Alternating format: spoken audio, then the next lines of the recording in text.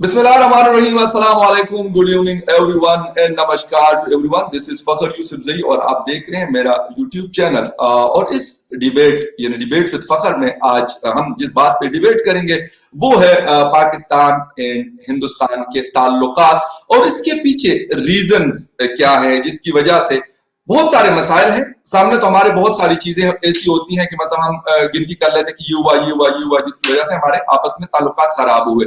लेकिन ये हुआ या इससे पहले जो कुछ हुआ या जब ये चीजें नहीं हुई थी उस वक्त भी कोई मतलब बहुत अच्छे मिसाली ताल्लुकात मैं नहीं कह सकता, लेकिन शायद आज जिस नहज पे पहुंचे इससे बहुत बेहतर थे।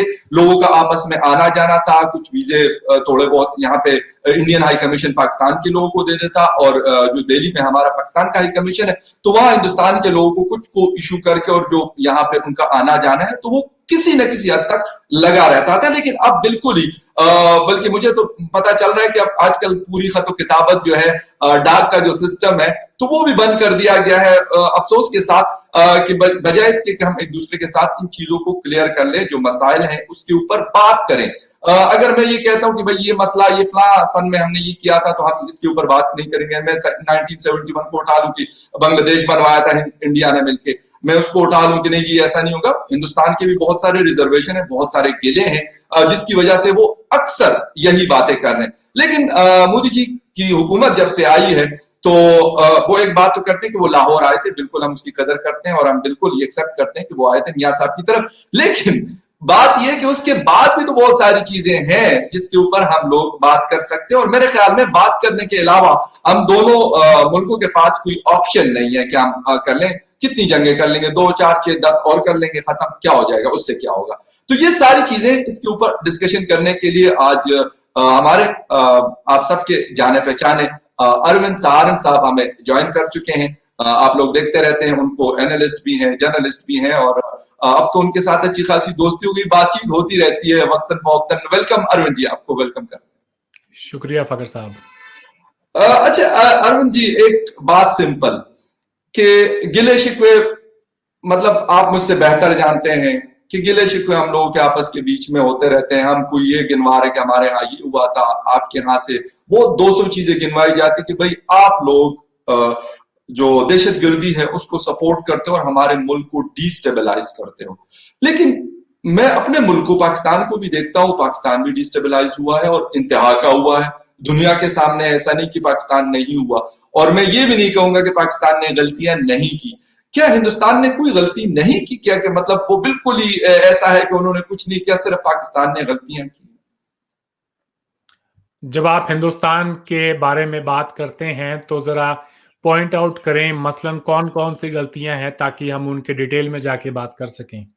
मैं आपको बता देता हूं। अभी कुछ 1 डेढ़ माह पहले हमारे यहाँ एक 2-3 बड़ी प्रेस कॉन्फ्रेंसेस हुई। फॉरेन मिनिस्टर प्लस हमारे डीजीआईएसपीआर साहब बैठे हुए थे, 2-3 प्रेस कॉन्फ्रेंस उन्होंने की। उन्होंने शुरू कर लिया था 2014 में जब अटैक हुआ था एपीएस जो आर्मी पब्लिक स्कूल था पेशावर में, उससे शुरू करके उसके बाद ही मेहरान बेस के ऊपर अटैक हुआ, उसके बाद कामरा के बेस के ऊपर अटैक हुआ, उसके बाद जो है स्टॉक एक्सचेंज का अटैक हुआ, बहुत सारे हुए, पीसी गवादर के ऊपर हुआ और इसके अलावा भी फोर्सेस के ऊपर और आर्म सिविलियंस पे हमले हुए। तो उन्होंने तो कोई मतलब 200 की लिस्ट बता दी।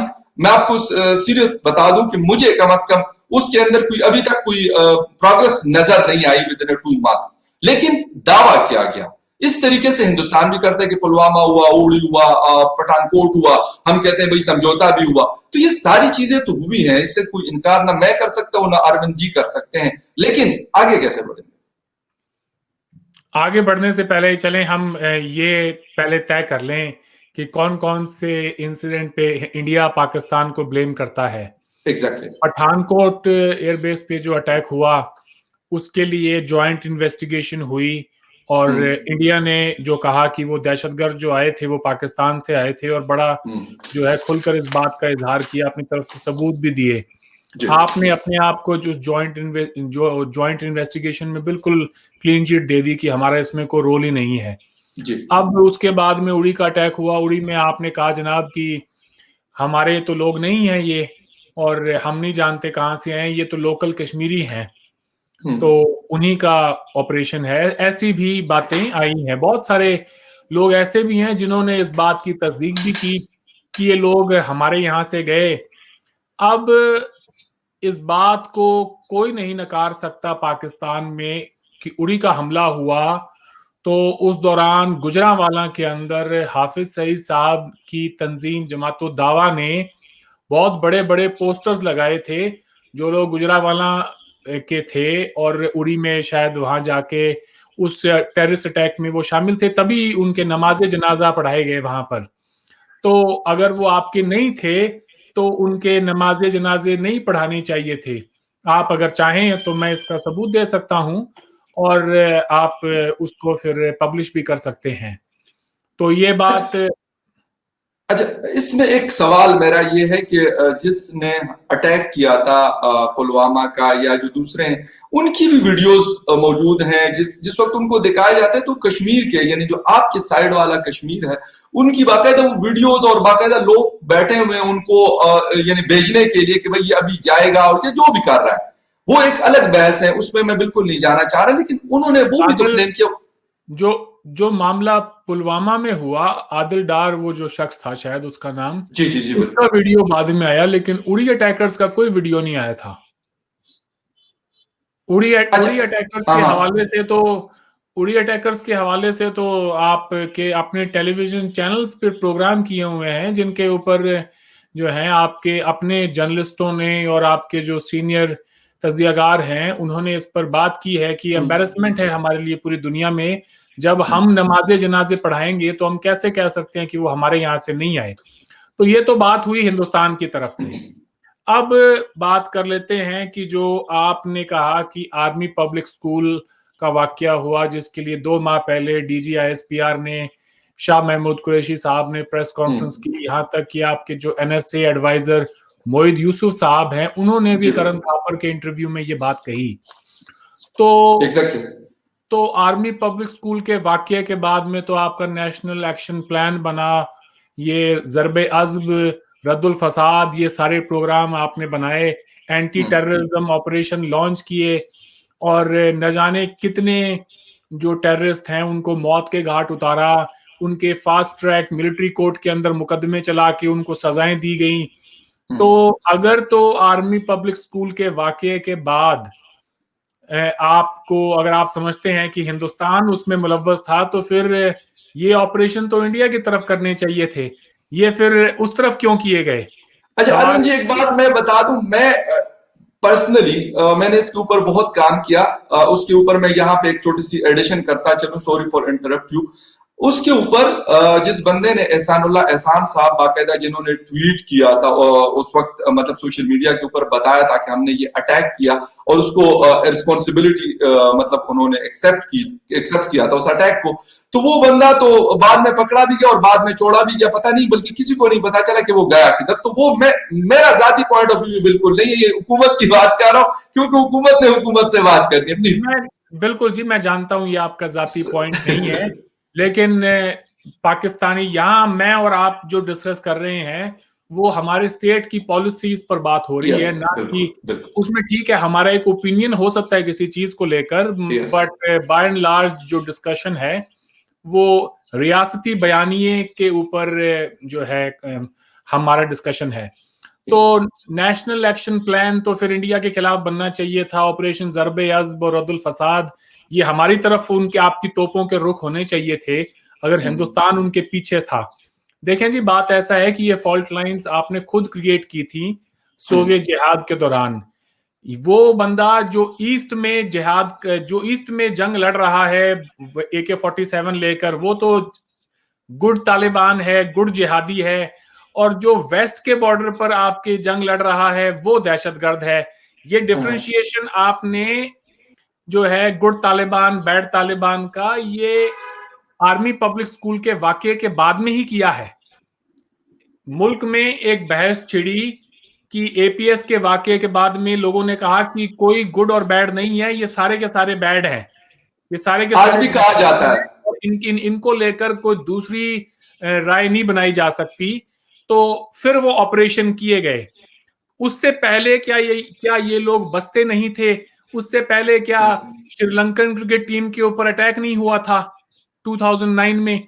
उससे Yes. पहले क्या कराची के हालात, क्या लोगों को पता नहीं थे कि कराची में क्या कुछ हो रहा था? एक नो गो सिटी हो गई थी, आपका सबसे बड़ा शहर, वहां पर स्टेट की रिट को चैलेंज किया हुआ था तकरीबन 5-6 साल से। तो ये मसले मसाइल आपके सामने दरपेश थे। अब बड़ा आसान हो जाता है जी कि हम ये कहें कि इसमें हिंदुस्तान इन्वॉल्व था या कुछ और। जहां तक ताल्लुक है कश्मीर का, तो कश्मीर के अंदर जिहाद करना और उसको रियासती सतह पर एक एक्सेप्टेंस देना, वो तो आपकी हुकूमत की एक पॉलिसी रही है। जनरल मुशर्रफ साहब ने न जाने कितनी बार ये आकर ये कहा है कि नहीं, वो आपके लिए होगा टेररिज्म, हमारे लिए वो फ्रीडम स्ट्रगल है और वी ओन इट। हमारे यहाँ से जो लोग गए हैं, वो चाहे हाफिज सईद हो या फिर उससे पहले जो हिजबुल मुजाहिदीन के जो आपके टेररिस्ट थे, या जो भी आप उनको कहें, जेकेएलएफ के जो मेंबर जिन्होंने पहले बंदूक उठाई हुई थी, ये तो नेशनल हीरोज थे एक जमाने में। और आई एम श्योर बहुत सारे लोग आज भी वो वीडियोस यूट्यूब पे मौजूद है। यू डोंट हैव टू से कि जी मैं उस वक्त पैदा हुआ था कि नहीं, मगर उनके अंदर साफ दिखाया जाता है कि जुम्मे के जुम्मे नवाज के बाद कश्मीर में जिहाद के लिए चंदा इकट्ठा करना, हर दुकान पर एक गुल्लक वहां पे रखा होता था, तो वहां पे लोग पैसे डालते थे और ये तो एक स्टेट की पॉलिसी थी। आज बदकिस्मती से 9/11 के बाद में दुनिया ने जो है टेररिज्म को लेकर एक ऐसा माहौल बनाया है और उन्होंने कहा है कि इनफ इज इनफ। अब हम इस चीज को बर्दाश्त नहीं करेंगे कि कोई भी इंसान जो बंदूक लेके और अपने किसी नेक मकसद पर निकल पड़ता है जो उसके मुताबिक नेक है, दुनिया उसको टेररिज्म मानती है। और यही वजह है, मैं इस बात को मुकम्मल कर लूं, शायद यही वजह है कि आज एफएटीएफ के अंदर आप सफाइयां देते फिर रहे हैं। अगर हिंदुस्तान एक दहशतगर्द मुल्क था तो हिंदुस्तान भी सफाइयां दे, उसको भी देनी चाहिए थी एफएटीएफ के अंदर। और एफएटीएफ पे मुकदमा जो है वो कोई हिंदुस्तान का नहीं बनाया हुआ, वो आलमी दुनिया ने पाकिस्तान को कटघरे में खड़ा किया है। तो अगर दुनिया ये समझती है कि हिंदुस्तान भी पाकिस्तान के बराबर में वैसा ही मुल्क है, तो हमें भी खड़ा कर ले जी। बिल्कुल अरविंद जी, मैं बिल्कुल इस बात से इत्तेफाक करता हूं। जो आपने बात, जिस दुनिया की आप बात कर रहे हैं, उस दुनिया में आप भी रहते हैं, हम भी रहते हैं। जो अपने आप को सबसे मोस्ट सिविलाइज कहते हैं, ये वही लोग हैं जिन्होंने इराक में 1 मिलियन से ज्यादा इंसानों को मारा। मैं किसी मुसलमान का नहीं कहता, वहां पे सब मरे। ये वही सिविलाइज लोग कहते हैं ना, जिन्होंने सीरिया के अंदर कत्ल गारत की और जो 20 साल से नाटो में मेरे पड़ोस में बैठे हुए। यहाँ इस्लामाबाद से टोटल 2.5-3 घंटे की ड्राइव है काबल यहाँ से, जहां पर आज भी इतनी बड़ी इंसर्जेंसी है। वहां पे उन्होंने कारपेट बॉम्बिंग की, सब कुछ किया।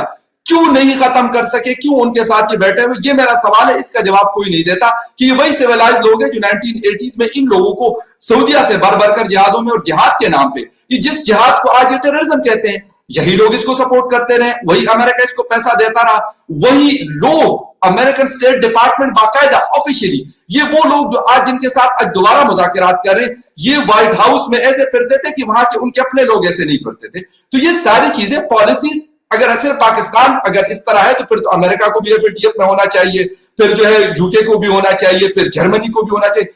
ये नहीं है कि अगर वो वहां पे बैठे हुए अपने असले की मार्केट चलाए और पाकिस्तान को कहे कि यार तुम कुर्बानी का बकरा आपको मतलब वो बना देते हैं, कुर्बानी का बकरा बना देते, बलि पे चढ़ा देते हैं इसको। ये इश्यू क्यों नहीं वो हो रहा है? ये मेरा असल सवाल है। चले, बड़ा अच्छा सवाल है, मैं इसका जवाब थोड़ा तफसील में देना चाहूंगा। श्योर, बिल्कुल प्लीज। जब हिंदुस्तान और पाकिस्तान दो मुल्क वजूद में आए तो वो दौर, it was like the beginning of the cold war. Cold war की इब्तिदा हुई ही थी, आप ये कह लें। तो नए नए जो मुल्क आज़ाद हो रहे थे, उनमें से बहुत सारे ऐसे भी मुल्क थे जिन्होंने ये तय किया कि ओके, कि हमें किस तरफ जाना है। क्या हम एक कम्युनिस्ट सोवियत यूनियन की तरफ जाएं या फिर एक अमेरिकन स्टेट है इतना बड़ा उसकी तरफ जाएं? क्योंकि वर्ल्ड वॉर के बाद में America emerged as a big power and so did USSR. तो हमारे सामने ये मसला दरपेश था कि अब यहां से क्या किया जाए। हमारे खित्ते के अंदर भी ये प्रॉब्लम आई। हिंदुस्तान ने क्या किया? हिंदुस्तान भी अगर चाहता तो एक फ्रंट लाइन स्टेट का किरदार अदा कर सकता था। वो भी ये कहता कि चलें जी, हम भी कुछ ना कुछ, हमें भी आप किसी ना किसी सीटों में या हमें भी आप जो है सोवियत में किसी ना किसी खेमे में डाल दें और हमें कुछ पैसे दें। हमारे यहाँ पर भी लोग मरने मारने के लिए तैयार बैठे हैं। आप कहेंगे उस जो है मुकद्दस जिहाद पर हम भेज देंगे। आखिर ये ना भूले ना, जब 1920s के अंदर खिलाफत मूवमेंट हुई हिंदुस्तान में, तो उस खिलाफत मूवमेंट में हिस्सा लेने के लिए हमारे यहाँ के लोग भी मरे जा रहे थे, इस बड़े सगीर के लोग भी। बेटा जान देगा खिलाफत पे। कोई ये बात पूछे भी, भाई बेटा जान खिलाफत पे क्यों देगा? बेटा तो तुम्हारा बड़े सगीर में रहता है, खिलाफत ऑटोमन एम्पायर कहाँ है? तो बेटा खिलाफत पे जान क्यों देगा? माएं अपने बच्चों को कस्में क्यों खिलवाती थी कि बेटा खिलाफत पे जान देगा? क्या ताल्लुक है आपका खिलाफत से? हाँ, सवाल बनता था। मगर नहीं yes. जी, वो एक मुस्लिम उम्मा का एक है, उसी के चलते बेटा जान देगा खिलाफत पे। और माएं जब अपने बच्चों को कुर्बान करने के लिए तैयार है तो क्यों ना दे? ठीक है, तो वो जज्बाए जिहाद, ईमान, वो ऐसा नहीं है कि वो आज कोई खत्म हो गया है। अगर हमारा स्टेट ये कहता कि अगर पाकिस्तान में मान लीजिए कि कोई 10-15 करोड़ लोग हैं जो कि अफगानिस्तान के अंदर जिहाद लड़ने के लिए बिल्कुल उनके अंदर वो जज्बा है, तो वैसे लोग हमारे यहाँ पे भी बसते हैं। बशर्ते हमारी रियासत ये फैसला करे कि हाँ, हमें भी हमारे मुसलमानों को सोवियत यूनियन के खिलाफ जिहाद पे अफगानिस्तान भेजना है। हमारी रियासत ने ये तय किया कि नहीं, हम ये हरगिज नहीं करेंगे। उन्होंने एक थर्ड ब्लॉक बनाया नॉन अलाइंड मूवमेंट का, कि ना हम तुम्हारे साथ हैं अमेरिका, ना हम सोवियत के साथ हैं। हम हाल ही में आजाद हुए हैं, अपने पैरों पर खड़े होने की कोशिश कर रहे हैं, हमें बख्श दो, हमें बख्श दो। हम आप ये दो बड़ी सुपर पावर्स की लड़ाई में अपने लोगों की जानें नहीं वहां पे कुर्बान कर सकते।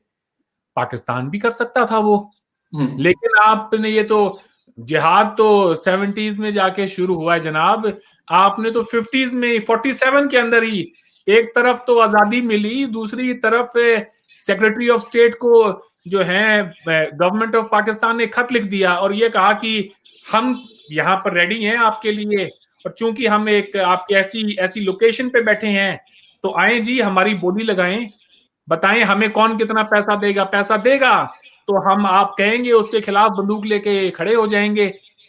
अमेरिका ने अपने मुफाद के लिए सोवियत यूनियन के खिलाफ पाकिस्तान में बिलियंस ऑफ डॉलर्स भेजे।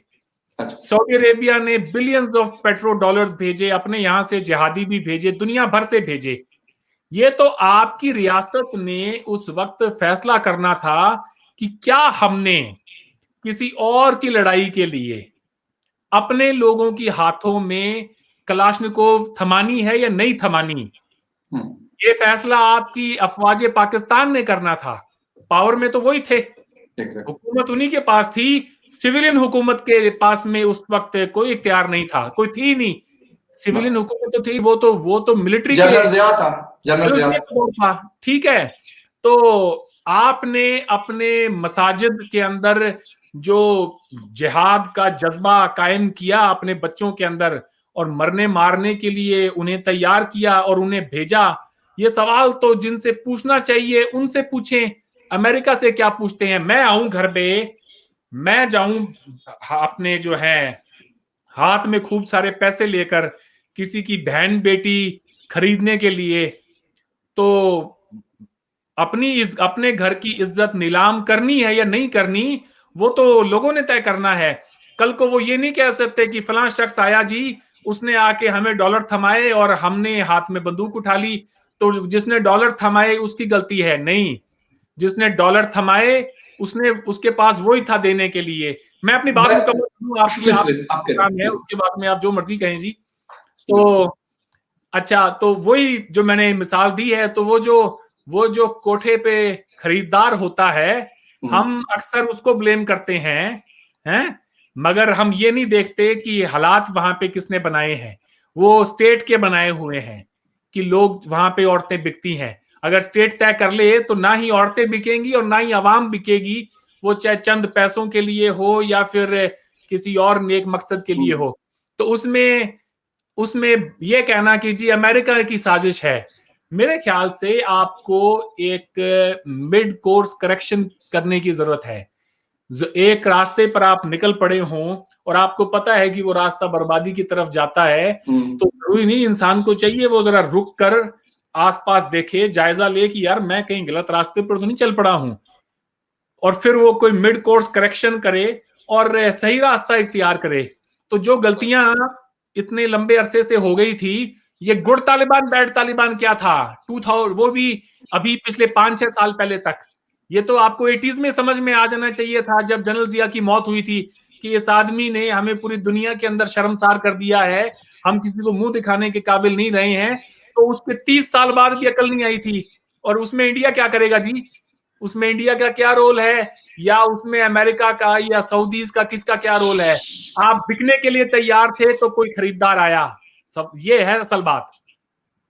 अरविंद जी, बात जो आप कर रहे हैं ना, आपका पॉइंट ऑफ व्यू बिल्कुल ऐसा हो सकता है। मेरा सवाल ये था कि जो अमेरिका सऊदीया मिलके ये कह रहे थे अफगानिस्तान के अंदर आज भी बैठे हुए 20 साल से, जिहाद इन्होंने किया, पाकिस्तान ने नहीं किया। पाकिस्तान में कब से जिहाद का कंसेप्ट आया? मैं कहता हूं आज 2021 में यहां पे कोई ऐलान कर दे, मुझे कोई मतलब 10 बंदे इकट्ठे करके वो कहें कि यार हमने जिहाद के लिए निकलना है।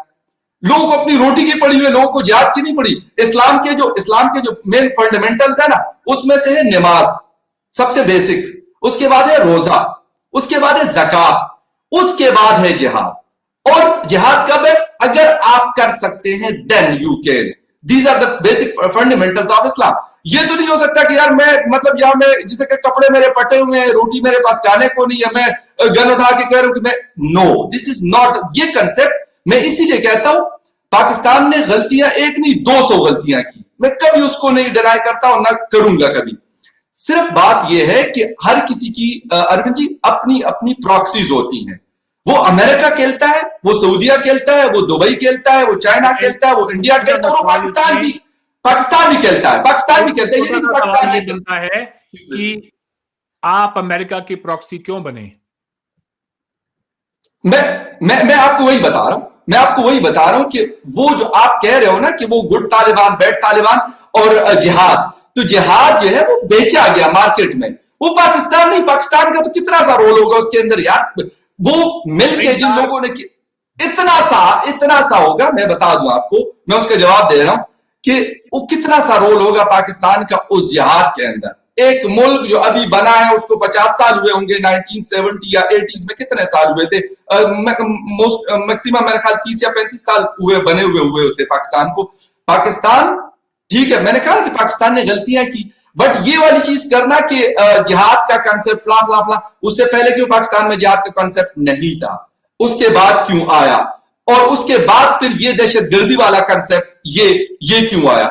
ये सारी चीजें आज वही तालिबान जिसको आज 2001 में अमेरिका ने हमला करके उनको क्या हम निस्तनाबूद कर लेंगे, आज घुटने टेक के उनके सामने बैठे हुए रोज ज़ल्मे खलीलजाद काबुल इस्लामाबाद और दोहा, काबुल इस्लामाबाद और दोहा में बैठा होता है। वजह ना करे उनके साथ मुज़ाकरात ना करे, बल्कि उनको कहे कि भाई हम आप तुम लोगों को क्रश करेंगे, भाई 28 मुल्कों की हमारे पास पावर है, इतना स्टेट ऑफ द आर्ट हमारे पास इक्विपमेंट है, तो क्यों मुज़ाकरात कर रहे हैं? खत्म करें और अफगानियों को साफ सुथरा अफगानिस्तान दे दे, जब जिहाद से पहले का अफगानिस्तान था। और जब अफगानिस्तान साफ सुथरा हो जाएगा तो यकीनन उसका असर पाकिस्तान के ऊपर भी पड़ेगा। देखें जी, ऐसा है, ये इतना आसान नहीं है कि वो हम ये कहें कि अमेरिका एक पॉलिसी के तहत आया और सिर्फ वॉर ऑन टेरर के चलते ही और वहां पे वो आए और अपना काम खत्म करके चले जाना उनको वहां से चाहिए था। जब आप किसी मुल्क में घुस जाते हैं और वो भी अपने पूरे लाव लश्कर के साथ, उसके बाद उस खित्ते में सूरत हाल बड़ी जल्दी तब्दील हो जाती है। एक वक्त ये भी था कि अब शायद ईरान वॉर कभी भी शुरू हो सकता है, और वो जो कंसर्न है तकरीबन 10-12 साल तक बना रहा। तो मैं जो अर्ज करना चाह रहा हूं वो ये है कि अब उनको लगा कि ये मसला जो है अब ईरान के साथ में हम टेबल पे जाके और हल कर सकते हैं। पहले ही वॉर ऑन टेरर के चलते इराक की जंग हुई, उसके बाद पूरे मिडल ईस्ट के अंदर एक अरब स्प्रिंग आई, और आप देखें कि लिबिया, सीरिया, इन ममालिक में क्या हाल हुआ। ठीक है, इजिप्ट में देखें क्या हुआ। तो they were not willing to go for another war in Iran. तो उनको लगा कि अब हमारा यहाँ पे पीस डील हो गई है ईरान के साथ। बराक ओबामा जब प्रेसिडेंट थे उनके टाइम से पहले ही बातें शुरू हो गई थी, उनके पहले टर्म में ही ये बात शुरू हो गई थी कि अब यहाँ से इस खित्ते के अंदर हमारी प्रेजेंस होगी तो कैसी होगी, किस शक्ल में होगी। तो ऐसा नहीं है कि वो अगर चाहते तो वो पहले ही चले जाते, बार बार एक लंबी तवील इसके पीछे एक पॉलिसी होती है जी।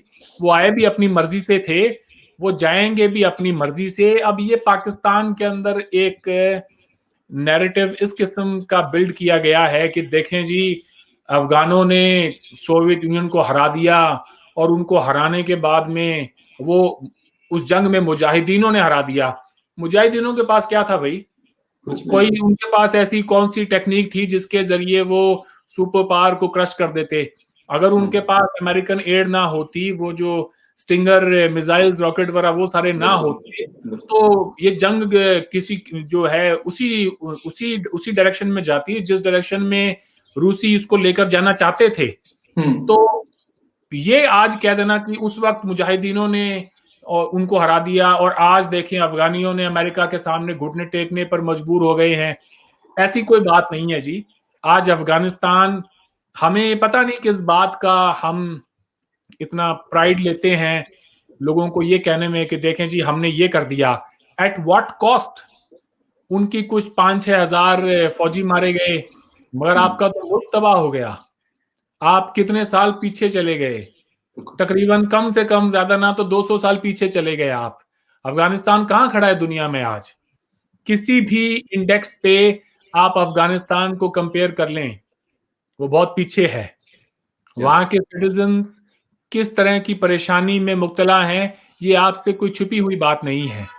अगर अमेरिका चला भी जाता है वहां से, तो उसके बाद में क्या उनकी परेशानियां खत्म हो जाएंगी? या अमेरिकन नहीं आए थे तो क्या उससे पहले उनकी परेशानियां खत्म हो गई थी? पाकिस्तान वो मुल्क था जिसने तालिबान को तस्लीम किया था। तालिबान ने जिस किस्म की बर्बरियत अफगानिस्तान में की थी, वो कोई आप ऐसा नहीं है कि आप नहीं जानते, दवाइयां तक लोगों को मैसर नहीं थी। एक्सपायर्ड मेडिसिन लगा रहे थे वो अपने बच्चों को। पोलियो आज भी वहां पर है, पूरी दुनिया में शायद पाकिस्तान अफगानिस्तान ही है जहां खत्म नहीं हुआ। दोनों में तो कुछ तो वजह है। देखें जी, मैं I am a well wisher of yours, मुझे बड़ी मोहब्बत है इस सरजमीन हिंदुस्तान से, लेकिन मैं ये भी नहीं कह सकता कि अपने मुल्क से मोहब्बत के चलते मैं कोई अपने पड़ोसी हमसाए मुल्क के लिए मेरी बदुआएं हो। मेरी आपके लिए भी नेक ख्वाहिशात है। अपने मुल्क से मोहब्बत के लिए मुझे दूसरे से नफरत का इजहार करने की जरूरत नहीं है। बिल्कुल, मैं चाहता हूं पाकिस्तान एक नॉर्मल कंट्री बने, वहां पर तरक्की हो। लेकिन जब तक आप ये कहेंगे जी इसके लिए इंडिया जिम्मेदार है, उसके लिए यहूदी जिम्मेदार है, इसके लिए अमेरिका जिम्मेदार है, भाई कोई पूछे कि चले इंडिया अमेरिका के साथ आपका कोई प्रॉब्लम हो सकती है, इजराइल के साथ आपका क्या मसला है? कोई बता सकता है एक शख्स की हमारा पाकिस्तान का इजराइल के साथ ये मसला है? आप ही बता दें क्या मसला है आपका इजराइल के साथ। मैं बता देता हूं, मुझे तो बड़ा यार अरविंद, मुझे तो बड़ा क्रेज है कि इजराइल के साथ हमारे ताल्लुकात हो जाए। मैं तो अक्सर ट्विटर पे लिखता रहता हूं और मुझे लोग कहते भी हैं कुछ भी नहीं है, एक जिसे कहते हैं ना एक गलत पॉलिसी है। सऊदी अरेबिया के साथ उनकी जंग हुई, यूएई के साथ उनकी जंग हुई, सब ने उनको कर दिया, उन्होंने रिकॉग्नाइज कर दिया इजराइल को, उनके साथ ताल्लुकात बहाल हो गए दोनों के, बल्कि बहुत पहले से थे। जब आपस में रिकॉग्नाइज ओपनली नहीं किया तो उस वक्त भी थे। एक मेरा ख्याल पाकिस्तान एक वाहिद मुल्क बचा हुआ है कि जो कह रहा है कि नहीं जी नहीं नहीं जी नहीं। हालांकि बैकडोर जो है, मैं आपको सच्ची बात बता दूं, जितने लोग यहाँ पे इस्लामाबाद में बैठते हैं जो फैसले करने वाले, कुछ पिंडी में हमारे बैठते हैं, वैसे ज्यादा पावरफुल वो हैं, लेकिन वो भी यही चाहते हैं कि यार ये चीज एक साइड पे हो जाए। लेकिन शायद आवाम का प्रेशर, और आवाम का क्या प्रेशर होगा, आवाम को अपनी दाल रोटी की पड़ी हुई है कि आवाम को ये पड़ी हुई कि इजराइल को तस्लीम करो यार, आप कर दो भाई, क्या हो जाएगा, आपके इतना तस्लीम करने से क्या हुआ है? कोई पाकिस्तान के पास कोई जवाब नहीं है। किसी पाकिस्तानी से जब ये पूछा जाता है कि आपका इजराइल के साथ क्या फटा है भाई, हमें बताओ क्या प्रॉब्लम है, तो कहते हैं जी कोई प्रॉब्लम नहीं है, बस एक हिस्टोरिकल लेगेसी चली आ रही है। मैं पूछता हूँ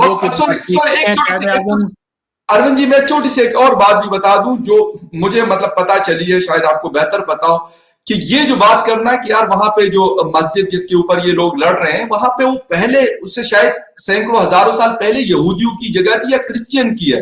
तो कहते हैं कि पहला हक उनका है और उसके बाद दूसरा हक क्रिश्चियन का, उसके बाद तीसरा हक फिर मुसलमानों का है।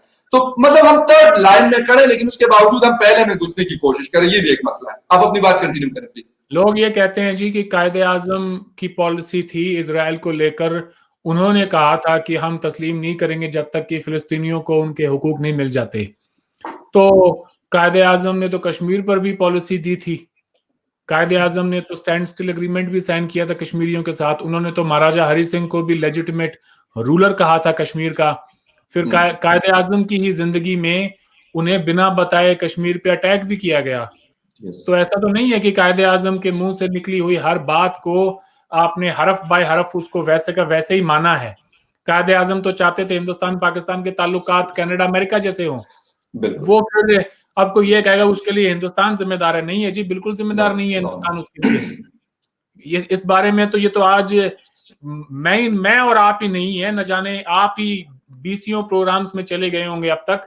कोई ये नहीं कह सकता कि इस लाइन ऑफ कंट्रोल की या इंटरनेशनल बॉर्डर की पहले हिंदुस्तान ने कभी खिलाफ वर्जी की हो, कोई नहीं कह सकता।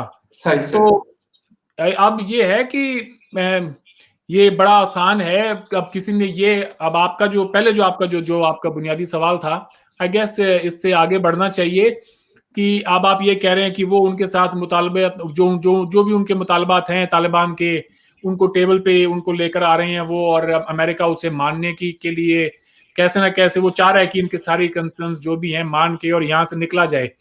वो उनके इस खित्ते के अंदर अपने इंटरेस्ट थे, वो अपने पूरे हो गए और अब वो जाना चाहते हैं, बात खत्म हो गई है उसमें। और तो ऐसा नहीं अब हम कह सकते कि जी इस जंग में जो है सिर्फ और सिर्फ इस खित्ते के लोगों का नुकसान हुआ है। पाकिस्तान ने भी 70,000 जानें दी हैं इसी वॉर ऑन टेरर अफगानिस्तान में जो जंग 70,000 पाकिस्तानी मारा गया है। अब उसमें आपके बहुत सारे लीडिंग एनालिस्ट हैं ऐसे पाकिस्तान में जो बड़ा ग्लोरीफाई करके बताते हैं इन चीजों को कि अल्लाह की राह में अगर 70,000 के अगर 7 लाख भी कुर्बान करने पड़ते हैं तो कोई बात नहीं थी। हमने आज अमेरिका को घुटने पे ला दिया और हमने उसको मुज़ाकरात के लिए टेबल पे बिठा दिया। At what cost? Arvind ji, मैं आपसे 100% एग्री कर रहा हूं इस बात के ऊपर। जो ये लोग ये बात करते हैं, मैंने कहा मेरे घर वाले मुझे क्यों जिहाद के लिए भेजेंगे? नो एंड नेवर, यकीन करें, नो एंड नेवर। जो मर्जी हो, मुझे कोई मेरे पेरेंट्स या मेरे घर वाले के कहें कि यार फखर यूसुफजई चला जाए जिहाद पे, कहीं पे भी हो रहा, वो कश्मीर वाले को जिहाद कह रहे हो, ये अफगानिस्तान वाले को कह रहे हो, लीबिया, सीरिया, इराक वाले, किसी को भी कह रहे हो, कभी नहीं भेजेंगे। मैंने अभी तक अरविंद जी जितने लोगों से मेरी बात हुई, लास्ट एक केस मैंने नौशहरा के अंदर देखा, एक 22 साल का लड़का जिसकी डेथ हुई अफगानिस्तान में, मारा गया। उसके पेरेंट्स से, बिलीव मी, उन्होंने मुझे कहा कि हमें तो पता तक नहीं है यार, ये हमें गायब हो गया था घर से, हमें पता ही नहीं है, हमें अब उसकी डेड बॉडी मिली है, हमें नहीं पता था कि इसको कौन और कहां कैसे लेके गया। एक 17-18 साल का लड़का, उसको ले जाके उसको ट्रेन करा के, और आप लोग अपने जिसको कहते हैं कि अपनी दुकानें चमकाने के लिए सारे काम कर रहे हैं। और उसमें यकीन करें अरविंद जी, हमारे खैबर पुख्तनख्वा के 2 बड़े नाम हैं जो बाकायदा उनको सपोर्ट है आज भी। अभी जब मैं और आप बात कर रहे हैं, इस इस्लामाबाद से उनका टोटल 1 घंटे का डिस्टेंस है, उनके मदरसों में आज भी ये लोग बन रहे हैं। 3 केसेस में मैं पर्सनली बात कर चुका हूं उनसे, 3 लोगों से, जिनको जबरदस्ती लेके गया और उनको किसी और तरीके से उनका माइंडसेट चेंज करवा के, और कभी किस कहते हैं कि आपको इधर भेजेंगे, कभी कहते हैं आप पढ़ी लिखी फैमिलीज के लड़के, कॉलेज के ग्रेजुएट्स, मतलब यूनिवर्सिटी ग्रेजुएट, उनको ये उनके साथ ही किया, और उनके घर वाले उनके ऊपर प्रेशर डालते रहे कि हमारा बच्चा हमें ला। तो ये मसाइल है जो ये बातें करते हैं, सिर्फ बकवास करते हैं, सिर्फ झूठ बोलते हैं, मुनाफिकत करते हैं कि भाई हमें जो है वहां पे 70,000 जाने। मुझे ये बताया कोई कि जो 150 बच्चे मारे गए थे आर्मी पब्लिक स्कूल में, क्या उनके पेरेंट्स ने उनको वहां किसी से लड़ने के लिए भेजा था? नो। मेरा अगर बच्चा स्कूल जाएगा तो मैं उसको वहां शहादत के लिए नहीं भेज रहा, मुझे उसकी शहादत नहीं चाहिए, मैं उसको स्कूल में भेज रहा हूं पढ़ने के लिए, मैं उसको कॉलेज में भेज रहा हूं पढ़ने के लिए। ये जो बकवासें कर रहे होते कि उन्होंने अपनी जान कुर्बान कर दी, बच्चे को जान कुर्बान करने की क्या पड़ी हुई है? जो बॉर्डर पे फौजी है, जिसने वर्दी पहनी है, वो जाने, उसका काम जाने, ये उसकी रिस्पॉन्सिबिलिटी है। फखर यूसुफजई की और अरविंद सारन की रिस्पॉन्सिबिलिटी ये नहीं है। ये एक दूसरे को गोली मारते या कुछ भी करते। तो ये अरविंद जी, मैं बिल्कुल आपको क्लियर कट कहता हूं कि ये सिर्फ ड्रामा है, बकवास करते हैं। ये वाली बात जो आपने ये लोग कर रहे होते हैं और बाकी करते हैं, इसमें कोई शक नहीं। हाँ वो करते हैं जी बकवास ऐसी। और बाकी ये जी आर्मी पब्लिक स्कूल का वाकया बेहद अफसोसनाक वाकया था। हमारे इंडिया में जगह जगह जो है उसके लिए कैंडल लाइट मार्च निकाला गया बिल्कुल और बिल्कुल। तकरीबन पूरे मुल्क ने इस बात पर अफसोस जाहिर किया था। आपको आज 7 साल बाद मोहित यूसुफ साहब को या शाह महमूद कुरैशी साहब DGIS पीयर को एक रातों रात ख्याल आया कि ये इंडिया के हिस्से में डाल दो इनको। तो भाई ये बात आपको जब इंडिया में पुलवामा हुआ, उड़ी हुआ, तो इंडिया ने ब्लेम किया पाकिस्तान को। तो आपको भी चाहिए था उस वक्त कि आप भी ब्लेम करते इंडिया को। 7 साल बाद आप नींद से क्यों जागे? इतना अरसा क्यों लगाया आपने? आपको तो बहुत पहले ये काम कर देना चाहिए था। और ये तो वो सबूत हैं जिनको लेकर आपको FATF में जाना चाहिए और इंडिया को कटघरे में खड़ा करना चाहिए था। बिल्कुल। हाँ जी। अच्छा अरविंद जी, ये जो मोहित यूसुफ साहब वाला आपने नाम लिया, इत्तेफाक है पिछले महीने मैं इनके एक इंटरव्यू कर चुका हूं, तो वहां पे भी इन्होंने यही आपने जो बात करी बिल्कुल एग्जैक्ट यही इन्होंने कहा कि भाई इंडिया इंडिया इंडिया, मतलब उन्होंने 90% चीजें इंडिया के खाते में डाली। मैंने उनसे कहा डॉक्टर साहब अगर इंडिया ये सारा कुछ करे, चले मैं मान लेता हूं आपकी ये बात, मान ली मैंने कि हिंदुस्तान ने किया, मुझे सिर्फ ये बताया कि पाकिस्तान क्या कर रहा है। अगर हिंदुस्तान इतना कुछ कर रहा है तो फिर पाकिस्तान क्या कर रहा है, पाकिस्तान की एजेंसी और ये सारे लोग क्या कर रहे हैं। आप या तो फिर तस्लीम करें कि जी इतना बड़ा वाकया हो गया और हमसे भूल हो गई बहुत बड़ी, आपको एक नेशन को अपॉलॉजी देनी चाहिए। Security failure. Army public school के सानहिया को लेकर ही पूरा ऑपरेशन ज़रबे अज़्ब और रद्दुल फसाद, नेशनल एक्शन प्लान, ये सारी चीजें बनाई गई थी। इन तीनों का तो जो बेसिस है, इनके पीछे जो वजूहात है, वो आर्मी पब्लिक स्कूल का वाकया है। इसमें इंडिया का, और आप कह रहे हैं कि जी इंडिया, कल या परसों एक प्रोग्राम में बात हुई, वहां भी उन्होंने कहा कि इंडिया को ये ब्लेम कर रहे हैं। तो आप किसी अफगानी से जाके पूछें कि पाकिस्तानीज जो हैं वहां पर उनका क्या रोल है और इंडियंस का क्या रोल है। हमने वहां पे डेवलपमेंट के अंदर बड़ा एक अहम किरदार अदा किया है। पाकिस्तानियों को अपने आप की शिनाख्त छुपानी पड़ती है अफगानिस्तान में। उन्हें वो अक्सर ये कहते हैं कि हम हिंदुस्तानी हैं। ना सिर्फ वहां पर, बल्कि 2007 के करीब या ऐसे से कोई बात होगी, मेरे ख्याल से न्यूयॉर्क टाइम्स में खबर शाया हुई थी कि पाकिस्तानी, ओवरसीज पाकिस्तानीज जो थे वहां पर, वो अपने आप को हिंदुस्तानी बताते थे। इस बात का खौफ था उन्हें शायद कि अगर हम अपने आप को बताते हैं तो हो सकता है कि हमें शक की नजर से देखा जाए। नौकरी लेने के लिए पाकिस्तानी अक्सर अपने आप को इंडियन बताते हैं। किसी इंटरनेशनल एयरपोर्ट पे जाने के बाद पाकिस्तानी जो शख्स है उसकी किस तरह से चेकिंग होती है, किस तरह से उनको जलील किया जाता है, किसी इंडियन को तो नहीं किया जाता। अब इन सारी चीजों के लिए अगर हिंदुस्तान जिम्मेदार है तो या तो फिर आपको उसकी तारीफ करनी चाहिए कि वो इतना ज्यादा चालाक है कि जी ये सारे काम कर भी जाता है और दुनिया उसके बारे में फिर भी बच भी जाता है, वाहवाही, और साथ में वाहवाही भी लूट के चला जाता है और हमें दहशतगर्द मुल्क भी करार दे देता है। ये तो फिर आपका फेलियर है। इसके लिए ये कहना, दूसरे को कहना कि जी सामने वाला जो है ये तो उसकी चालाकी है, तो चालाकी करना तो ये तो एक इंटेलिजेंट माइंड की निशानी है।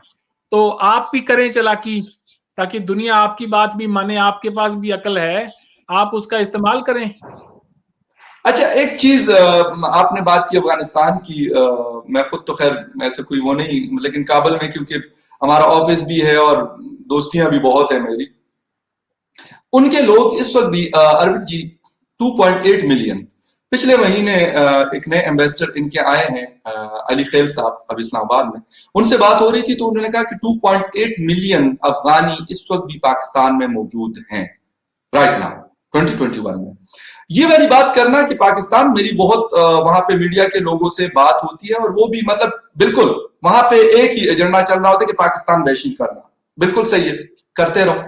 लेकिन मैंने उनसे एक सवाल पूछा, मैंने कहा यार ठीक है पाकिस्तान ने कर लिया, पाकिस्तान जब नहीं था, जब पाकिस्तान इन चीजों में नहीं था, कौन कर रहा था? और अभी तो आपके यहाँ मतलब हुकूमत भी है, प्लस आपके मुल्क के अंदर बहुत मजबूत लोग बैठे हुए, यार अमेरिका जैसे सुपर पावर है, वाहिद सुपर पावर है दुनिया का, वो बैठा हुआ, उसके साथ नाटो के लोग बैठे हुए, तो अब पाकिस्तान की क्या मजाल है कि पाकिस्तान इतना तगड़ा है कि पाकिस्तान पूरे सबको हिला के रखा हुआ। तो उनके पास अरविंद जी इस बात का जवाब नहीं है। जो 2.8 मिलियन लोग यहाँ पे रहते हैं वो इस इस्लामाबाद में भी है। पेशावर हमारा ऐसा लगता है जैसे आप जलालाबाद में हो, ठीक है। तो पेशावर तो अफगानिस्तान का हिस्सा नहीं है ना, वो अफगानियों का शहर है, वो पाकिस्तानियों का शहर है।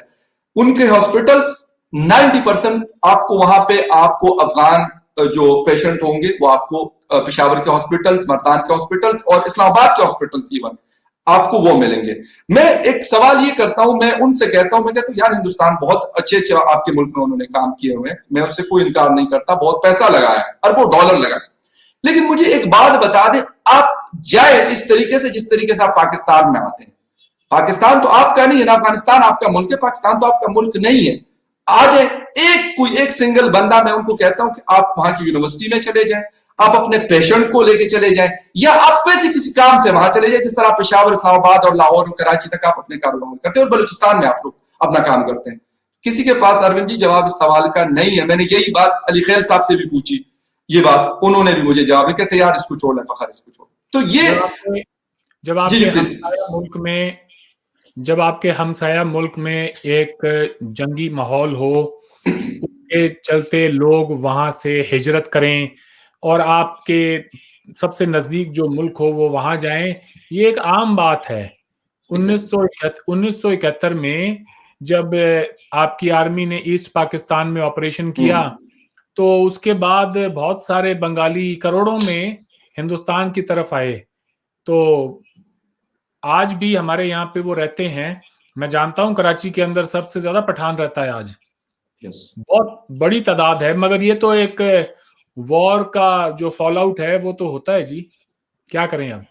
मैं ये नहीं कह रहा है, आपका बॉर्डर भी अब आपने सील करना शुरू किया है, आपने पूरी जो डुरैन लाइन के ऊपर अब फेंसिंग बनानी स्टार्ट करी है, पहले वो नहीं होती थी। और quite similarly is the case हमारे यहाँ पे भी 1971 से पहले बांग्लादेश के जो बॉर्डर है, ईस्ट पाकिस्तान का बॉर्डर, वहां तारबंदी नहीं थी तो उसका फायदा लोग उठाते थे। मैं यही बात कर रहा हूं ना कि उनको मैं यही बात कहता हूं कि आप किसी और मुल्क में, आपके साथ उज्बेकिस्तान, ताजिकिस्तान कंट्रीज में, वो भी मुसलमान ममालिक है, जाए नजर आप वहां पे। ईरान के साथ आपका बॉर्डर लगता है, ईरान वालों ने अभी इस 2020 में इनके मुख्तलिफ लोगों को गाड़ियों के अंदर आग लगाई, बाकायदा मुजाहरे हो रहे थे काबुल में। मैंने कहा करें ना बात उसके ऊपर, सिर्फ ये बात करना कि पाकिस्तान में, कभी पाकिस्तान को इस चीज पे नहीं करता कि पाकिस्तान गलत करेगा और फखर यूसुफ उसको सही कहेगा, कभी हो नहीं सकता, जो मर्जी हो जाए, उसका रिजल्ट जो मर्जी आए। तो ये चीज तो हो गई। अच्छा अरविंद जी, टाइम भी हमारा काफी हो गया है, बात अफगानिस्तान पे बहुत चली गई, लेकिन उसकी वजह यह कि उसकी एसोसिएशन पाकिस्तान के साथ भी है और हिंदुस्तान के साथ भी है, बल्कि अब ज्यादा हिंदुस्तान के साथ है मेरे ख्याल में पाकिस्तान से। मेरे ख्याल से अब आगे बात ये होनी चाहिए कि पाकिस्तान को आगे कैसे बढ़ना चाहिए। मैं यही कह रहा हूं कि पाकिस्तान को और साथ में हिंदुस्तान को ताल्लुकात के हवाले से, तरक्की के हवाले से नहीं, तरक्की में आप लोग हमसे आगे हैं यार, इसको कोई वो नहीं है, हमें मतलब मैं कहता हूं कि हमें लर्न करना चाहिए, लेकिन ताल्लुकात में आपस में और एक दूसरे से अगर हिंदुस्तान के अंदर बहुत अच्छी रिसर्च डेवलपमेंट हो रही है, बहुत सारी चीजें हो रही, उससे पाकिस्तान फायदा उठाए, लेकिन उसके लिए किसी जगह पहले बैठना तो पड़ेगा, कोई कदम तो उठाना पड़ेगा। एक जमाना था जब हम ये कहते थे कि आए टेबल पर बैठकर बात करें और अपनी इकोनॉमी पर बात करें, हमारे दरमियान ट्रेड हो, हमारे दरमियान वहाँ पे टूरिस्ट हैं उनका आना जाना हो, वीजाज में हम थोड़ा सा लोगों के लिए आसान करें आना जाना, ये सारी बातें होती थी। तो पाकिस्तान कहता था नहीं नहीं ये बातें बाद में होंगी, पहले आप कश्मीर पे बात करेंगे। ये तो मोहिद यूसुफ साहब का बयान है, अगर आप उनके 2 या 3-4 साल पहले का बयान उठा के देखें, I think he was speaking in one of the places, वहां पर उन्होंने बात कही थी कि हमें चाहिए कि हम हिंदुस्तान और पाकिस्तान के दरमियान कम से कम इकोनॉमिक फ्रंट पे, ठीक है कश्मीर का आपका मसला है, उसको आप साइड लाइन पे उसको रख के, बैक बर्नर पे रख के, और उस पे आप अपनी ट्रेड और अपनी जो आपके अंदर जो भी आपने इन्वेस्टमेंट्स करनी है, मुआशी एक्सचेंज आपने करना है, वो उस पर आप अपना जो है फोकस रखें। तो ये वही मोहिद यूसुफ साहब हैं। अब आज कुछ और बात करते हैं, कहते नहीं पहले कश्मीर डिस्कस होगा, उसके बाद में बाकी बातें डिस्कस होंगी। तो अब मुझे लगता है जाती तौर पे कि a lot of water has flown under the river, पानी बहुत बह गया है। अब मुझे नहीं लगता कि बातचीत करने से पहले, अनलेस आपके पास कोई ठोस एजेंडा हो, तो आप बात कर सकते हैं। हम क्या बात करें? आपसे कश्मीर के मसले पर अगर बात हो तो पाकिस्तान का तो सीधा सीधा मुतालबा है कि जी आप प्लेट में रख के कश्मीर हमें दे दें। इसके अलावा तो कोई है ही नहीं उनके पास बात। प्राइम मिनिस्टर इमरान खान अभी हाल ही में जब वो गए कोटली में, हाँ उन्होंने बिल्कुल। स्पीच की, मुझे हैरानी होती है। वो ये कहते हैं कि पहले हिंदुस्तान आर्टिकल 370 को रिस्टोर करे, उसके बाद हम आपसे बातचीत होगी या नहीं होगी इसका फैसला करेंगे। हैंग ऑन, क्या आपको हिंदुस्तान की तरफ से कोई बातचीत की, कोई डायलॉग की पेशकश आई? अगर आई तो फिर तो आप जवाब में ये कह सकते हैं कि बातचीत हम तब करेंगे जब आप आर्टिकल 370 को रिस्टोर करेंगे। हिंदुस्तान ने आपको लेकर कोई बयान तक नहीं दिया है। हमारे वजीर आजम मोदी साहब ने, चाहे तो वो यूएन जनरल असेंबली की स्पीच हो या किसी और इंटरनेशनल फोरम पर वो बात कर रहे होते हो, वो पाकिस्तान या इमरान खान ये वर्ड्स ही मेंशन नहीं करते हैं। कहीं पे कोई जिक्र ही नहीं आता पाकिस्तान का उनकी स्पीच में। हमारे फॉरेन ऑफिस के किसी भी ऑफिसर का ये बयान नहीं है कि हम डायलॉग पे जाना चाहते हैं पाकिस्तान के साथ। और आर्मी ये कहती है कि आर्टिकल 370 से हमारा कोई ताल्लुक नहीं है। हमारे लिए तो आर्टिकल 370 हो या ना हो, कश्मीर मकबूजा कश्मीर है। तो आर्टिकल 370 कोई पाकिस्तानी कॉन्स्टिट्यूशन का आर्टिकल तो नहीं था। आपकी नजर में तो वो, आप हिंदुस्तान को एक ऑक्यूपाइंग फोर्स के तौर पे देखते हैं। आर्टिकल 370 हो या 560 हो या 5000 हो, भाई क्या फर्क पड़ता है? आपकी नजर में आर्टिकल 370 की क्या इंपॉर्टेंस है? नील बटा नील। आपकी नजर में उसकी कोई अहमियत नहीं है।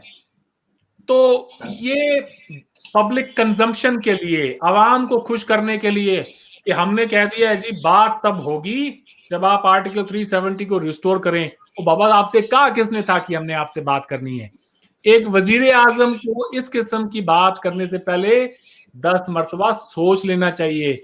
इमरान खान साहब, अब मुझे कभी कभार लगता है कि वो उनके यहाँ पे जो भी स्पीच राइटर्स होते होंगे या जो उनके इतने सारे special adviser to prime minister लगाए हुए हैं, मुझे नहीं लगता वो किसी एडवाइजर की बात सुनते भी हैं कि वो क्या एडवाइस कर रहा है। उनको अपने दिल में जो आता है वो कह देते हैं जाके।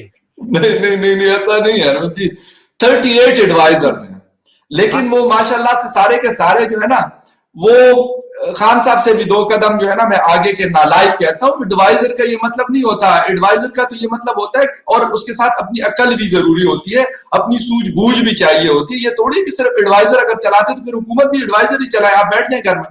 ये तो मतलब ये कोई बात नहीं है।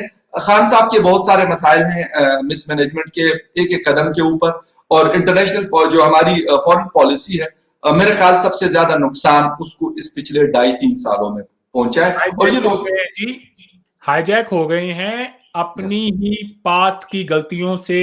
कोई सबक नहीं ले रहे हैं, कुछ नया सोचना नहीं चाहते, कोई नई बात करना नहीं चाहते। इमरान खान साहब से कोई ये पूछे, वो खुद ही कहते हैं क्या पूछे, वो हर दूसरे दिन तो किसी न किसी, कोई ऐसा न्यूज एंकर नहीं छोड़ा उन्होंने पाकिस्तान का जिसको इंटरव्यू नहीं दिया हो। आप अभी बाकी हैं, मैं तो कह रहा हूँ आप भी अपना नंबर लगा लें। पता है मसला मुझे नहीं दे रहे, सॉरी टू इंटरप्ट यू। कुछ लोग हैं उनको नहीं देते, वो जो यूतियाज होते हैं ना सिर्फ उनको इंटरव्यू देते हैं। बाकी जो दूसरे ग्रुप के लोग होते हैं उनको कहते हैं नहीं यार ये जो है ये कोई कहते हैं मुस्लिम लीग की है, कोई कहते हैं ये पीपल्स पार्टी के, तो उनको इंटरव्यूज नहीं देते। जो मतलब ऐसे सवाल करें ना जो अभी हम बात कर रहे हैं, इन लोगों को नहीं देते, प्लांटेड इंटरव्यू सिर्फ देते। अपने हर इंटरव्यू में जिस किस्म की वो बात करते हैं, खुद ही कहते हैं कि मैं घर से काम से घर आता हूं, बीच में किसी पार्टी में नहीं जाता, कोई बुलाता है किसी प्रोग्राम में नहीं जाता, दफ्तर से घर, घर से दफ्तर, इतना ही करता हूं। तो वही प्राइम मिनिस्टर को ये भी चाहिए होता है कि वो दूसरे ममालिक में भी कोई दौरे करे, अपने फॉरेन मिनिस्टर को भी भेजे, खुद भी जाए, कोई अच्छे ताल्लुकात बनाए। अब ये तो नहीं है ना कि वो जहां कहीं भी जाते हैं वहां पे जाके कुछ ना कुछ ऐसी अपनी छाप छोड़कर आ जाते हैं कि वो भी सोचते हुए कि यार ये आया क्यों था, क्या हुआ इसके ऊपर। जनरल असेंबली में खान साहब ने कहा था कि मलेशिया टर्की के साथ मिलके एक इस्लामोफोबिया को काउंटर करने के लिए चैनल बनाएंगे। क्या हुआ जी उस चैनल का? आप और कश्मीर बाद में फतह करें, कश्मीर बाद में फतह करें, उसमें उसके लिए तो पता नहीं कितनी जानों की कुर्बानियां देनी पड़ेंगी आपको। खुदा का वास्ता, आप एक टीवी चैनल बना लें पहले जिसका आपने वादा आलमी दुनिया से किया है इस्लामोफोबिया को कभी करने के लिए। कभी नहीं बनेगा अरविंद जी। ये जो बातें होती है इमरान खान साहब की वो और होती है। और दूसरी बात, एक छोटी सी मजाक के उसमें लाइटर मूड में, जब तक अब्बू जी उनको कुछ कहते हैं ना वो उसी तरह उनको करना होता है। अब्बा जी जब इजाजत दे देते हैं कि आपने ये बात करनी, यहाँ का दौरा करना है, तो तब हो जाते हैं। ऐसे नहीं जाते कि मतलब बगैर किसी खुद के थोड़ी है कि मतलब वो कोई ऐसे इलेक्टेड प्राइम मिनिस्टर थोड़ी है कि मतलब मोदी जी आ जाएंगे नवाज शरीफ के पास और उनके साथ थोड़ी देर गुजारेंगे, गपशप हो जाएगी या टेलीफोनिक राब्ता हो जाएगा। अभी वो सिस्टम नहीं है। अभी मतलब कहीं और से ऑर्डर आते हैं तो जब वो ऑर्डर कर जाते हैं तो फिर वो कर जाते तो हैं। ये अच्छा, आपके उस सवाल का जवाब है फखर यूसुफजई साहब। हिंदुस्तान को जिस दिन लगेगा कि कोई सीरियसनेस होगी डायलॉग में और उनको लगेगा कि डायलॉग करने का फायदा है क्योंकि इससे कुछ मीनिंगफुल निकलेगा, तो डायलॉग भी होगा। अब ऐसे लोगों से कोई क्या बिल्कुल डायलॉग। बिल्कुल सही है, बिल्कुल सही है। और लगता भी ऐसे है कि आइंदा 5 साल, कोई 3 साल कहता है, लेकिन मैं उनको कहता हूँ 5-7 साल। मुझे लगता है कि ऐसा कोई सीन नहीं है, क्योंकि वहां पे मोदी साहब दूसरी दफा इलेक्ट हुए और अगली दफा भी उन्हीं की पार्टी अब कहते हैं कि कोई उनको चैलेंज नहीं कर सकता, तो शायद अगली दफा भी हो। और यही बात खान साहब के बारे में हो रही है। अल्लाह ना करे कि ये सच हो, लेकिन कहते हैं कि अगले टर्म के लिए भी वो हो सकता है। जिस तरीके से पिछली दफा इलेक्ट हुए थे, तो मैं तो कहता हूं कि ना ही हो तो अच्छा है, लेकिन अगर हो गए तो इसका मतलब है फिर मजीद वो दूरियां बढ़ेंगी। पाकिस्तान की आवाम ने तय करना है जी।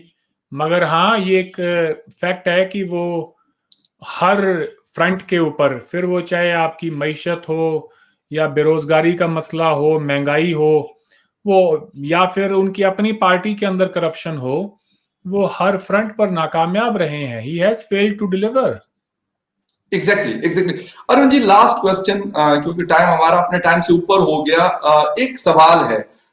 मेरी कल कश्मीर में, मकबूजा कश्मीर में बात हो रही थी, कुछ दोस्त है मेरे वहां, उनसे तो मतलब मुख्तलिफ लोगों ने मुझे खैर लिखा, यार ये इस बंदे ने ये बात की थी आपके प्रोग्राम में, इसने ये बात की थी। मैंने उनको कहा यार आप आ जाएं भाई, आप बात कर लें। मैं ये तो नहीं कहता कि मैं कोई बहुत, मेरे पास दुनिया का सारा नॉलेज जो है मेरे पास है, ऐसा नहीं हो सकता, पॉसिबल नहीं है। लेकिन आप आ जाएं प्लेटफॉर्म। मैंने कहा उन लोगों के साथ मैं आपको बैठा देता हूं, आप बात कर लें। आप कहते हो आपको अगर कोई मतलब डाउट है उनके ऊपर या कोई आप सवाल उठाना चाहते कि ये वाला सवाल है, तो मैंने कहा आप डायरेक्ट कर लें, वो हो जाएगा। मुझे उन्होंने कहा कि नहीं, हमें इजाजत नहीं है, हम नहीं आ सकते। अगर हम आएंगे तो फिर हमें हुकूमत तंग करती है। अगर हम कैमरे पे आ जाएंगे तो लाजमी सी बात है, लोग देखते हैं और सामने आ जाता है कि यार ये फलां बंदा है या फलां मेल फीमेल, मतलब मुख्तलिफ लोगों से। क्या वजह, ये डर क्यों है? मेरे यहां भी ये डर है, बलोचों से या पश्तूनों से लोगों को डर है कि यार इसको अगर मीडिया पे बुला लिया तो पता नहीं क्या हो जाएगा। यही डर उन लोगों को है कि यार अगर हम आ गए तो हमें फिर हमारी जिंदगी जीरन कर दी जाएगी। वजह हिंदुस्तान में सबसे ज्यादा वोकल न्यूज चैनल जिसके ऊपर बहस होती है, या फिर ये कह लें कि जो आज हमारे यहाँ पर प्रो गवर्नमेंट न्यूज चैनल्स हैं, ठीक है, उन न्यूज चैनल्स के ऊपर बैठकर कश्मीरी नौजवान इंडिया को गालियां दे रहे होते हैं। आप मुझे एक टीवी प्रोग्राम बताएं पाकिस्तान में किसी भी न्यूज चैनल पर, प्रो गवर्नमेंट हो या गवर्नमेंट के अगेंस्ट हो, कोई भी हो, जियो जैसा न्यूज चैनल, वहां पर कोई बलोच एक्टिविस्ट बैठकर अपनी बात रख सकता है क्या? कश्मीरी जो लोग हैं, नौजवान हैं, वो अपनी बात हमारे हर टीवी चैनल पर खुलकर उसका इजहार करते हैं। और उन्हें कितना डर है इस बात का अंदाजा आप इस बात से लगा लें कि यूके के अंदर तकरीबन 2 मिलियन कश्मीरी आबाद है। 4 मिलियन वहां के मुसलमान हैं, शायद टोटल 4 मिलियन के करीब उनकी आबादी है। उनमें से 2 मिलियन तो सिर्फ और सिर्फ कश्मीरी है। तो आजाद कश्मीरी है वो, जिसको आप एजेके कहते हैं, जी। ठीक है, जो सो कॉल्ड आजाद कश्मीर के लोग हैं, जो 20 लाख के करीब आबाद हैं।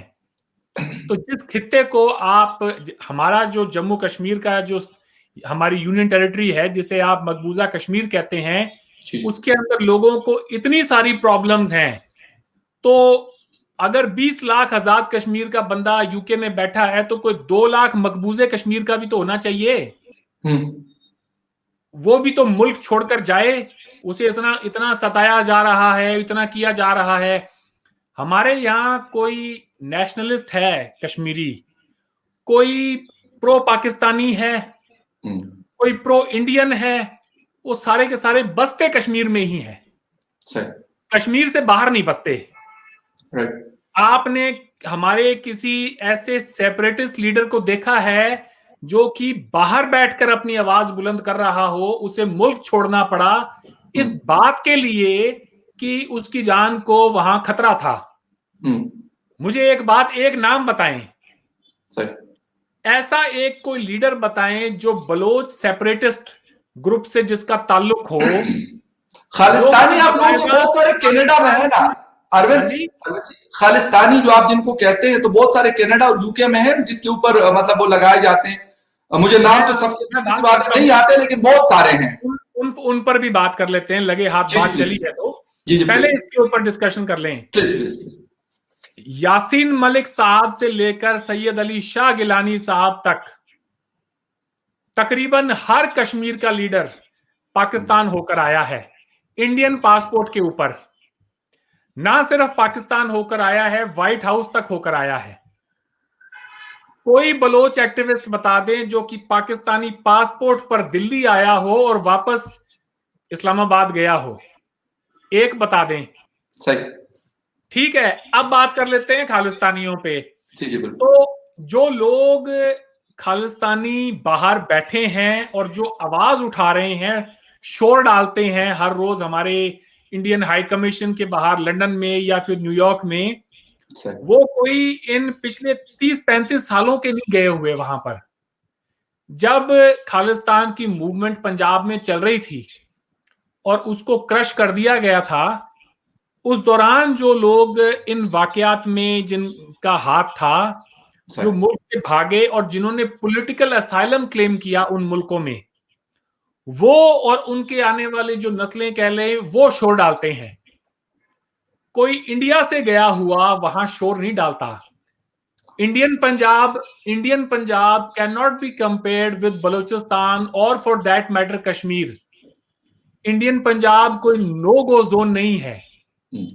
अगर आप पिछले 20 सालों के अंदर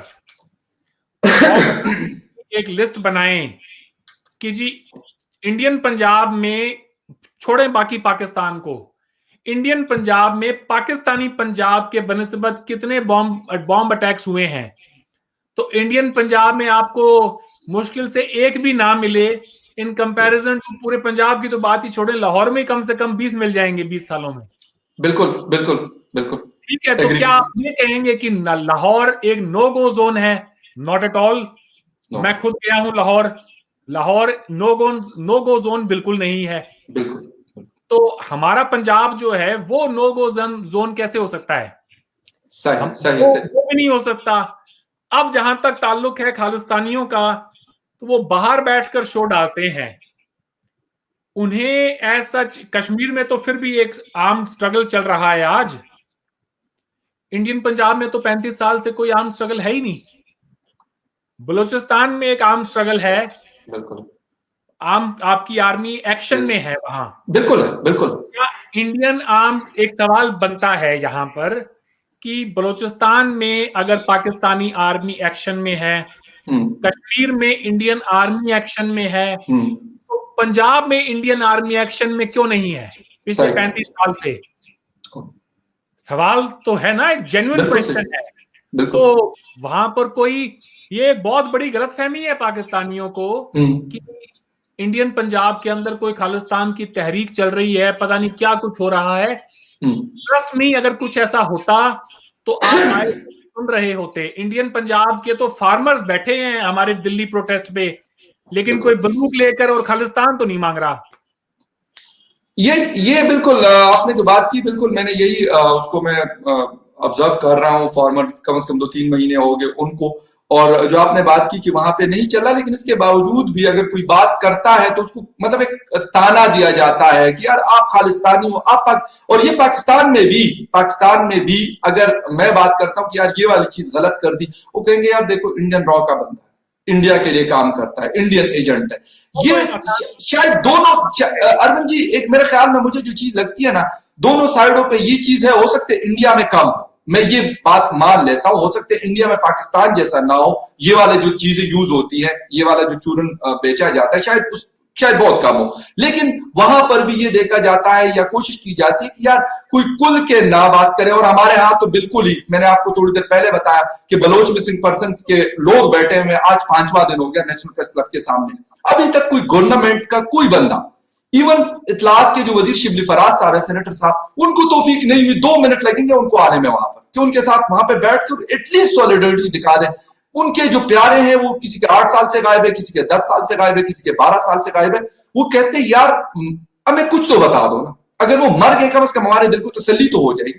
तो मैं उसको बिल्कुल कंपैरिजन नहीं कर रहा, इंडिया में बहुत बेहतर होंगी ये चीज, फ्रीडम ऑफ एक्सप्रेशन हमसे बहुत हाई लेवल पे होगी, लेकिन मैं कहता हूं कि दोनों साइड क्यों ये कोशिश करते हैं, इन शॉर्ट अगर इसको आप कर दें, कि क्यों कोशिश करते हैं कि ये वाले इल्जाम, अगर अरविंद जी ने पाकिस्तान की तारीफ करी, ये तो पाकिस्तान का एजेंट है, ये तो खालिस्तानी है, ये हम लोग क्यों ये करते हैं? अगर बलूचिस्तान के मेरे लोग या मेरे पश्तून बेल्ट के लोग अगर कोई बात कर कहते देखो अफगानिस्तान से पैसे ले लिए, फलां से ले लिए, फलां का एजेंट, क्यों हम लोग ये कर रहे होते हैं? लोगों के जो असल में उनके जेन्युइन जो उनके मुतालबात हैं, वो आपने जब नहीं मानने होते कभी कभार, या आपको ये लगे कि इनसे बात करके हम अपना वक्त जाया करेंगे, या आपने किसी को डिस्क्रेडिट करना हो कंप्लीटली कि इनसे, तो बड़ा आसान रास्ता ये है कि फलां शख्स गद्दार है, वो इंडिया का एजेंट है, वो पाकिस्तान का एजेंट है, वो अफगानिस्तान का एजेंट है। तो मुझे तो ऐसा लगता है कभी कभार कि इतने सारे एजेंटों के होने के बावजूद ये मुल्क चल कैसे रहे हैं। यहाँ पर हर दूसरा बंदा किसी न किसी का एजेंट है, ठीक है। तो लोगों की जो जेन्युइन ह्यूमन राइट्स हैं, उनको जब आपने क्रश करना होता है तो एजेंट का नाम लगा दिया जाता है, एज सिंपल एज दैट। और जहां तक फ्रीडम ऑफ एक्सप्रेशन का ताल्लुक है, तो हिंदुस्तान के अंदर फ्रीडम ऑफ एक्सप्रेशन पाकिस्तान के बनिस्बत काफी बेहतर है, मगर दुनिया के मुकाबले में हमारा जो ग्राफ पहले था और हमारा जो ग्राफ आज है, उसमें बहुत ज्यादा डाउनफॉल आया है। मैं नहीं यहाँ पे डिफेंड करने वाला किसी ऐसी चीज को जो कि नामुमकिन हो यहाँ बैठकर डिफेंड करना, इम्पॉसिबल है। झूठ बोल के नहीं जाऊंगा आपके यहाँ पे, नहीं बिल्कुल तो आप देख लें जी, बहुत सारी रिपोर्ट्स हैं। तो एक इंडेक्स नहीं है, बहुत सारे इंडेक्स हैं, उनको कोई भी इंसान जाके गूगल पे पढ़ सकता है। इंडिया के पहले क्या नंबर था और आज क्या नंबर है, आया है, उसमें फर्क आया है, कोई शक नहीं है। रिपोर्टर विदाउट बॉर्डर की रिपोर्ट अभी मेरे ख्याल जनवरी में आई थी, तो उसमें पाकिस्तान भी 2 दर्जे नीचे गया है मजीद, और हम हिंदुस्तान से शायद 2 दर्जे, मतलब हम आपसे ऑलरेडी पीछे हैं, मतलब इसमें फ्रीडम ऑफ एक्सप्रेशन वगैरह में। तो कहते हैं कि मजीद 2 दर्जे हमें जो है नीचे हम लोग हैं, और हिंदुस्तान भी 2 दर्जे नीचे गया। मुझे मतलब बड़ी हैरानगी हुई उस रिपोर्ट की कि मतलब एटलीस्ट उसको बेहतर होना चाहिए था, हमें भी बहुत जरूरत है बेहतरी की, लेकिन हम अफसोस के साथ हम भी मजीद 2 दर्जे नीचे गिरे, और अफसोस के साथ उसके बावजूद भी हिंदुस्तान की देखें जी, इंडिया जैसी सोसाइटी को ना आपको अगर समझने, थोड़ा सा समझने की जरूरत है। मैं 30 सेकंड लूंगा। हमारे यहाँ पे वॉइसेस जो हैं, जो डिसेंट की हैं, वो बहुत बड़ी हैं। ऐसा नहीं है कि सारे के सारे लोग ही हुकूमत के साथ के उन्हीं के लाइन में हाजिर हो गए हैं, ऐसी कोई बात नहीं है। जो लोग हुकूमत के खिलाफ आवाज उठाते हैं, वो आज से नहीं, मुसलसल पता नहीं कितने सालों से उठाते आ रहे हैं। उनको कभी किसी ने गायब नहीं किया। उनको कभी किसी ने ये नहीं कहा कि अरुंधति रॉय को उठा के ले जाओ जी, रवीश कुमार को उठा के ले जाओ जी, विनोद दुआ को उठा के ले जाओ जी।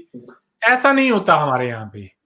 तो हाँ, ज्यादा से ज्यादा ये होगा कि आपके ऊपर कुछ पब्लिक जो पीस है उसको खराब करने की, या फिर गवर्नमेंट प्रॉपर्टी को नुकसान पहुंचाने की, या फिर गवर्नमेंट के काम काज में पुलिस आपको पकड़ने आए, आप वो कह देंगे जी पुलिस से बदतमीजी करी इन्होंने। तो छोटे मोटे चार्जेस लगाकर वो आपको कुछ वक्त के लिए जेल में डाल के परेशान तो कर सकते हैं, मगर इससे ज्यादा कुछ नहीं कर सकते। बहुत शुक्रिया अरविंद जी। हमारा 1 घंटा और 4 मिनट ऑलरेडी, बल्कि 5 मिनट होने को है। Thank you very much for your time and thank you very much viewers for watching. बहुत सारी बातें हुई, उन्होंने अरविंद जी ने अपना पॉइंट ऑफ व्यू दिया। मैं भी यहाँ पे मतलब होस्ट और उसके गेस्ट का इतना वो नहीं होता, हम दोनों बस एक डिस्कशन थी हम लोगों की। कोई बातें मुझे उनके साथ एग्री की हैं, कुछ बातें मैंने, और कुछ यकीनन उन्होंने भी किए होंगे। बहुत सारे मसाइल हैं, उसके ऊपर हमारी बातचीत जो है वो आइंदा भी किसी न किसी और डिबेट में जारी रहेगी। Thank you very much for watching and take care. Bye. Thank you so much.